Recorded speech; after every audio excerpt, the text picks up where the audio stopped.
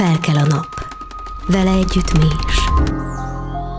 A korai órákat valahogy más színre festi. Elindulunk a megszokott kerékvágásban. Mindenki halad a maga útján. Kezdetét veszi a nyüzsgés, és ő mindig a nyomunkban jár. Egyre magasabbról figyel minket, az utunkat, ahogy élvezzük a fényét. Akárhova is tartunk, bárhol vagyunk, ő néz vissza ránk. Látjuk, megörökítjük, csodáljuk a fényt. Aztán eltűnik a nap.